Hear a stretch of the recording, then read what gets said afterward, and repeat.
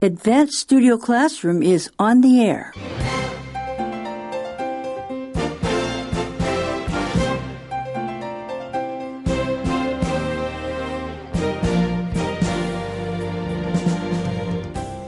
Welcome to your window on the world, and today we'll continue with our travel precautions, so you be sure and stay tuned.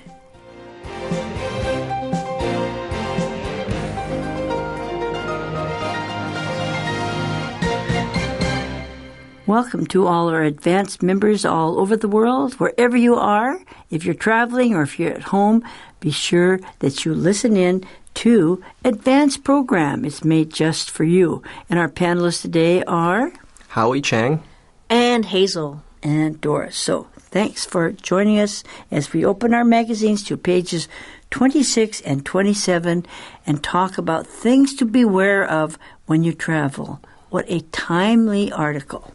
That's right.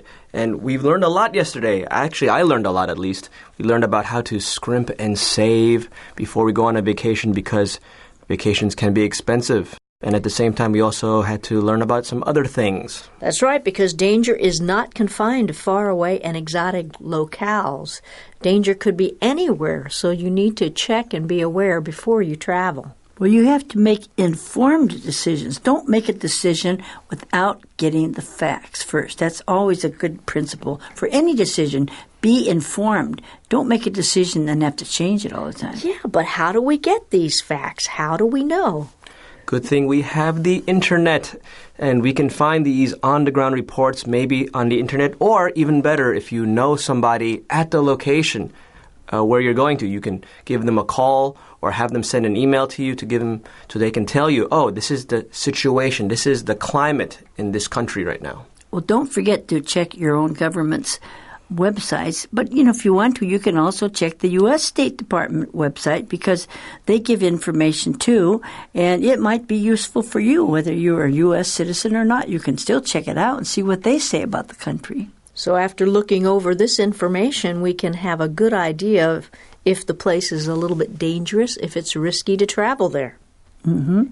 And so this is what we're going to be finishing this article today because it's coming up for Lunar New Year, and people travel all the time anyway, sometimes business, sometimes pleasure. If you're going on a business trip, maybe your company will pay for it, and you don't have to scrimp and save for it. Oh, good idea. But I'm not so sure you can count on Studio Classroom paying for yours, Hazel. I'm not sure. You better keep scrimping and saving, okay? Well, we talk about traveling for the Lunar New Year, but actually if you're going on a safari or traveling to Europe, you would want to start to plan now for the summer, perhaps. So these are things to think about when you're planning. And you might book your trip, but still you need to keep on looking at it. You see whether you can get a refund after a certain period of time, because if something happens all of a sudden, you don't want to be in harm's way. That's right.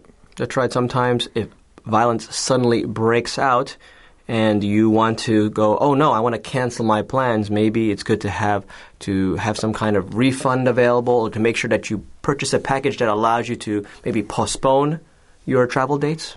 Well, and if you are going to a country that seems to be, the political climate seems to be a little bit unstable, it is good to register so that people know where you are in case they need to try to find you someplace. That's right. You can register with the embassy or the consulate there, and perhaps if that country doesn't have an embassy or consulate, you could register in an adjacent country. Right. Before you go, you could register, couldn't you?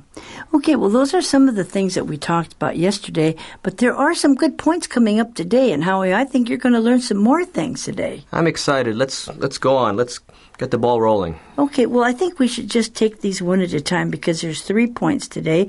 So let's look at the number at 17th and look at point number 3. What is another thing we could do about web forums? Peruse web forums. As with any web search, you need to be selective about what's reputable and what's not. Try www.traveldocs.com, an online visa and passport service that lists countries alphabetically and links to sources of information. Newspaper websites, the State Department, web forums. about safety and a slew of other topics. Another big adventure forum is Lonely Planet's Thorn Tree, www.lonelyplanet.com. In a nutshell, you can get information from forums that may help you evaluate, but you can't reliably get the whole picture here.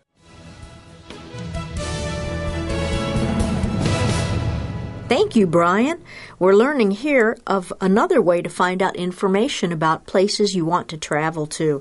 And one way is to peruse web forums. Howie, you're a computer kind of guy. What's a web forum? A web forum, Hazel, is a website where users or other readers can go there and they can leave information and they can discuss online. They can exchange information.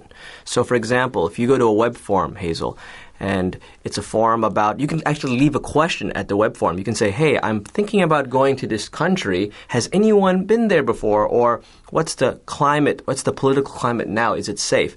And if I've been there and I go to the same website, I can leave an answer. Or if Doris has been there, she can leave an answer. Anyone in the world can leave an answer. But, you have to peruse those websites to find out. What does it mean to peruse something? Peruse is to look through something, not very carefully, but to look for specific information. So if I'm perusing through a book, I'm kind of flipping through the pages, I'm looking for something specific.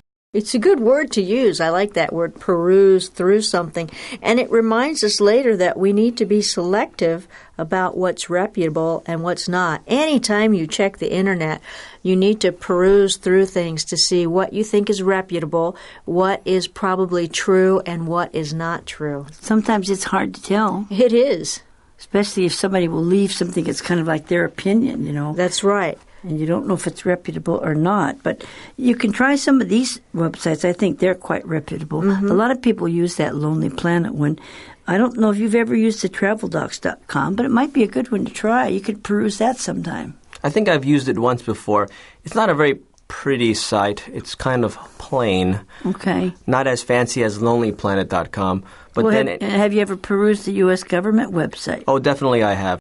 I've gone to several government websites, and of course the U.S. government. I think what's good about the U.S. government website is since they want to protect their citizens, it's pretty up to date. That's what's good about it. Those are not forums, of course, the U.S. websites, the government websites. Lonely Planet and Travel Docs, they have forums, and like we were talking about before, sometimes you have to be careful because the information may not be accurate. Okay. People just give their own input on it. Okay. Well, there are newspaper websites, too, and you can get the local ones, so forth. But they talk about this, about safety, and a slew of other topics. A slew is a lot, isn't it? Yeah, just more than you want to know, probably. So a slew, a real variety of other topics. So once you go to traveldocs.com, it will link you to many other resources, a slew of them. Sometimes that's a problem, Hazel. I want to look up something, and then I see a slew of other topics, and then I think, oh, that looks interesting, and then I get off on that topic, and then another topic, and pretty soon you think, oh, I've spent a lot of time just perusing these websites. It's you ever true. do that? Yeah, I've done that a few times. You can find out a lot of interesting information, or you can waste a lot of valuable time. So you need to just be careful and decide. And just make sure what you're looking for is up to date, because the information on the internet could be outdated. Someone could have left this information about a city or country 2-3 years ago, and you didn't realize that. You're thinking, oh, maybe I can go there now because this person said it's okay. But then if you look at the date when that person left that information, oh, that was in 2006. What is it now? You're right, That's Howie. true. You have to look for that. Well, in a nutshell, then, and I like this word nutshell, I think of great big walnuts because they have big nutshells. And I don't think of little tiny hazelnuts. Hazel, your name is Hazel. It is. Hazelnuts are very good to eat, but they're kind of small. They are. But good things come in small packages. Small packages. And almond nuts. But usually when we say in a nutshell, we think of a great big walnut, don't we? Maybe. I have in mind a peanut shell. I love peanuts and walnuts. But the point is, in a nutshell just means here's a very quick summary. Let me just give you a sentence that includes everything we've been talking about in a nutshell. So you can get information from forums, that's true. But you can't get the whole picture there. So they are things to peruse and give you some ideas. But go to what we call reputable government websites for information that could be more accurate. Right. And I think that's true of the whole Internet. In a nutshell, be careful. You can get lots of information, but you need to double check it. Okay, so the first thing then we talked about today was to look through some web forums. But the next thing we're going to talk about, which is number 4 here in our item, is to get travel insurance.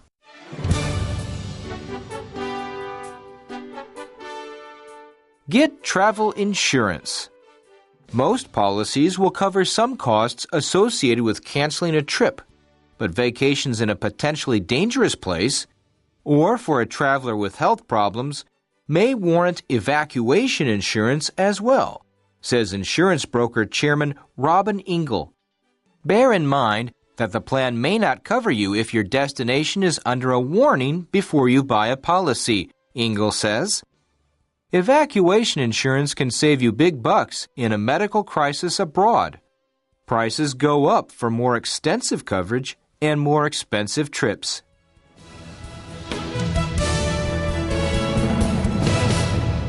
Do you usually get extra travel insurance when you travel, Hazel? I usually do not, but it is something to think about, especially if you've saved hard for a vacation and it's expensive. Well, most of us have a certain amount of insurance that we have that covers us. I know that sometimes certain credit cards will say, if you use our credit card, then that will give you this travel insurance. So for some reason, then people will charge that to their credit card. That's the way they use to get you to use your credit card. And that may be a good idea. I don't know a lot about that, but it sounds like a good thought. Whenever I travel and I buy my plane ticket, I usually use a credit card that gives me automatic travel insurance. And it's limited. It'll insure, for example, if the trip gets canceled for some reasons here and there. And it's, of course, it doesn't cover everything, but it's better than nothing. Mm-hmm. And remember, it's still good to have the money for your trip. Don't just charge it because you don't want to pay for it at the time. Of course. But that is one way to perhaps get free travel insurance. Well, sometimes people do worry about canceling their trip and so forth. But, if you're going to a dangerous place or if you have health problems, maybe you have heart trouble or you're diabetic or something, then you might think about it may warrant or it may be worth it to you. Mm-hmm. It might be worth having evacuation insurance as well in case you need to be evacuated. Now, I never thought of that. Yeah, evacuation is when suddenly you need to leave, usually because there's a dangerous situation. We think about the word evacuation sometimes during typhoons. If it's a real severe typhoon coming, they may need to evacuate a small town or a village because the weather is going to be so severe, it's going to damage a lot of buildings and may hurt people. So they may evacuate. The government may tell these people to leave this area just for now. Do they have to pay for it then? I'm not sure. Depends on, doesn't it? That's why travel insurance, as a traveler, if they evacuate all the visitors, insurance would help pay for that. So, I guess that is important. So this is what this insurance broker chairman said. Now, an insurance broker, what is a broker anyway? The broker, when I think about a broker, it's the person in the middle. He's an agent. Okay. So an insurance broker, he's the agent of the insurance company, and he's kind of the between. Exactly, the representative. Does he sell their insurance for him or not? He helps. Could be. He helps sell it and also represent and impart information about the insurance. Well, you have to bear these things in mind, and which only means what? Well, bear in mind, realize something. Keep this in mind. Keep something in mind. And what you need to keep in mind is that your insurance plan may not cover your destination if it's under a warning before you buy the policy. So if you know you're going to a place that's dangerous, maybe your policy won't cover the whole cost. They might say if you're going to this kind of a war zone, then this policy is not going to be valid anymore. So you better read the small print. That's right. Sometimes if you're going to a very dangerous area, I was talking about going to the Middle East or Israel. Some insurance companies won't cover you because, no, that's too dangerous. Too many people have gotten killed or hurt. So it's not going to be worth it for you to pay that much money, and we're not going to offer it anyway. So perhaps some of these policies are for places that seem safe at the time. You buy your ticket and you have no idea there's danger involved, and then when the danger comes up, your insurance policy can cover that. So that evacuation insurance could save you big money. Why do we call dollars a buck? Here's a buck. $1. Why do we say big bucks anyway? A big buck? I don't know, but we do talk about dollars as bucks sometimes. It's kind of like a slang word in a sense. I think I've heard that before, but I can't remember right now. I'm making big bucks. Yeah. Lots of money. There are a lot of slang words for money these days. Bucks is one of them. I think some young people use the word bling now. So bling is for jewelry that's shiny and stuff. I think anything expensive is. I don't think bling has to do with money. Sometimes. Dough, that's right. Yeah, I think of bling as bling more is a lot like jewelry and accessory. Yeah, well, you have lots of dough. That means lots of money. Dough is like money. You're making big bucks, Hazel. You must have lots of dough. Really? Yeah, I must have lots of dough. But anyway, evacuation insurance can help you if you have a medical crisis and you have to evacuate. And, of course, prices do go up for more extensive coverage. Like if you say, I want coverage for this and this and this, or an expensive trip where you're going to be trekking in the mountains in the Himalayas, it might cost you more. Right. So the insurance company to cover that needs more money, so it might cost you more to get insurance for a dangerous trip or for a very, very expensive trip. I'm beginning to think I better just stay home. It's sounding pretty dangerous here. But, we still like to travel, don't we? Well, let's see what the common sense part of it is. We do have to use common sense.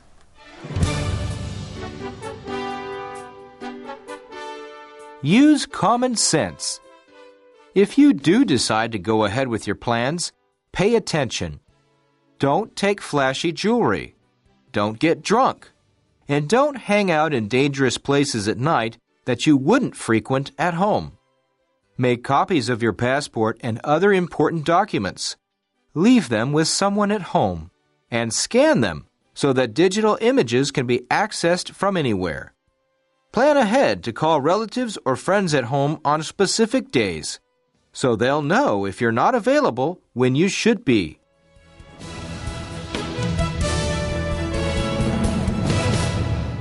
Using common sense is a good thing to do every day. I like common sense because it means just doing the thing that seems logical. Being reasonable if you have common sense. Sometimes you might hear people say horse sense. Kind of the same thing. Because horses are afraid when there's danger. That's right. Use your common for instance, sense. Hazel, if there's a bad typhoon out and says, don't go out, and you say, well, I'm going to go out and look at the ocean anyway. Is that common sense? No, it's not. It's very dangerous. It says, don't touch this and you touch it. Is that common sense? It's not.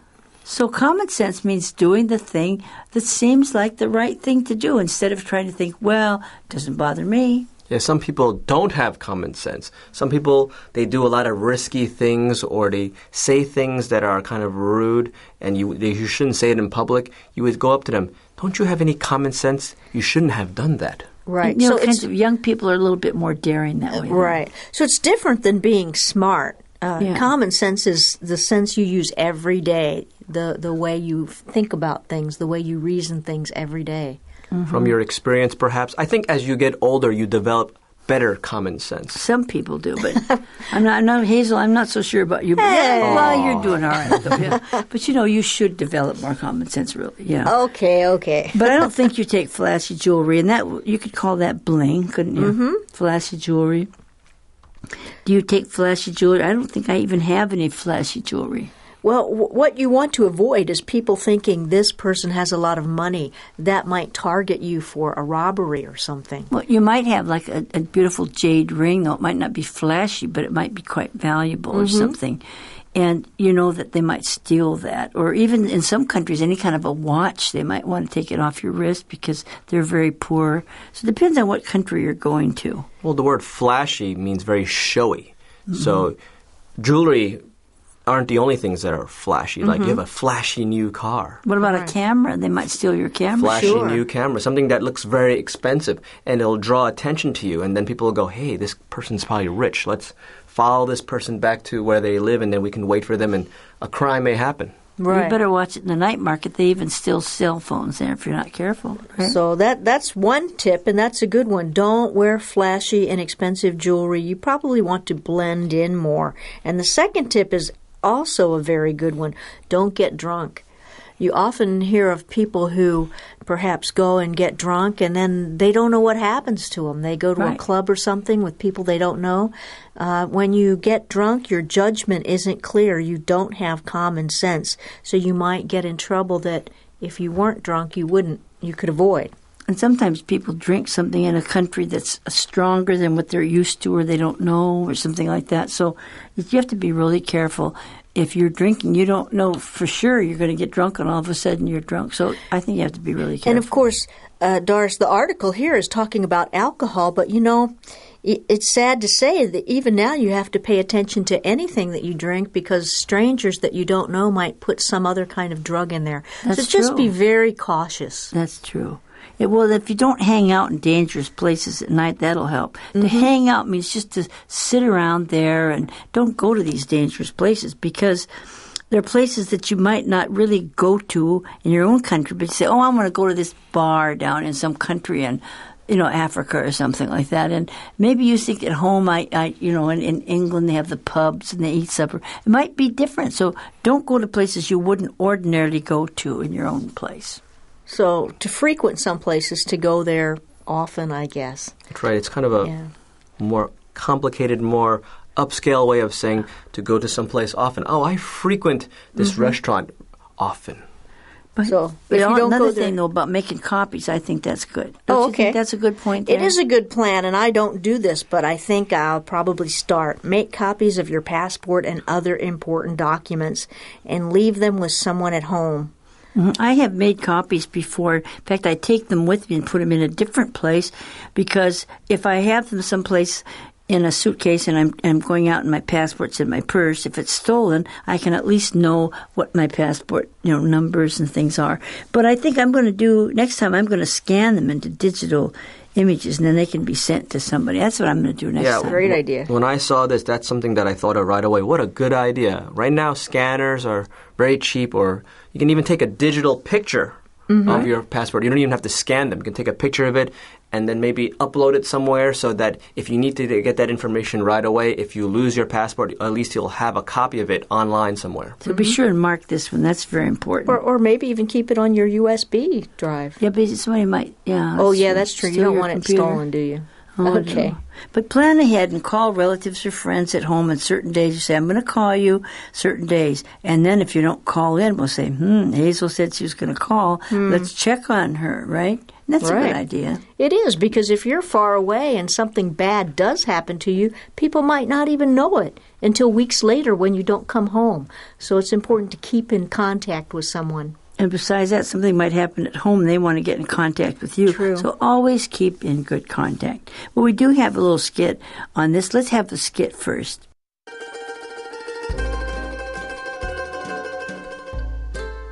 Jolly old London. Can you believe that we're here, Scott? It's a dream come true, Skip.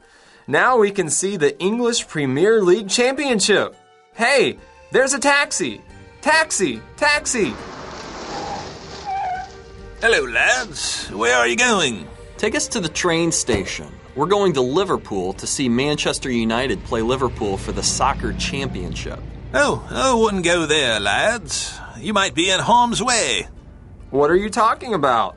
We've scrimped and saved all our money just to come to England and see the soccer championship. Bad news, chap. The football fans in the adjacent town have been rioting. Seems as if they can't get tickets to the big match, so they've been a tad bit upset. What? But we've come all this way, and we used a reputable travel agent to plan our trip. Quite sorry to give you the bad news, Yanks, but the police have ordered an evacuation for the entire area. The football hooligans get quite nasty when things don't go their way. I don't believe it. I even perused the local newspaper, but didn't see anything about it. This has some serious ramifications on our plans. What are we going to do? Don't worry. Jolly old London has plenty of things for you to indulge yourselves in. Such as? I suggest you take in the afternoon tea at the Victoria Hotel. Plenty of celebrities frequent the place, and you'll just love the crumpets and Earl Grey tea.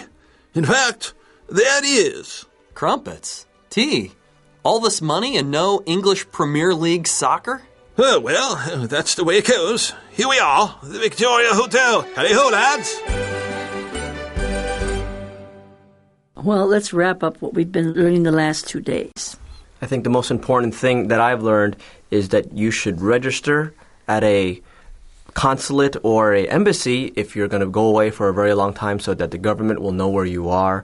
And of course, also tell your friends too so that if something happens to you, they can also check up on you and they can also find out where you've been. You can get a lot of information from the internet, but in a nutshell, be careful, evaluate the information carefully that you get. And don't forget to scan your documents, maybe even things that, like your driver's license, if you have an international driver's license, your credit cards or your passport, put them in a safe place. Maybe put them online someplace where you can get them if you need them. That's right, but be sure it's a secure place online. Well, that's true, right. Well, we've learned a lot of good things, and we hope they'll be useful to you as you travel. Travel safe. Use common sense wherever you go, and use common sense even if you don't go on a trip. That's true. Be reasonable. Make good decisions. Not just make decisions, but make informed decisions. Good. So thanks for being with us, all you panelists, and thank you, all of you out there in Radio Land who are listening into our advanced class. We wish you the very best for these coming busy days before the big holiday and for all the things you're doing in this new year. It's already 2000 what? 9. Well, it's hard to remember that, isn't it? Okay. Thanks for being here today. Goodbye, everyone. Goodbye. Bye.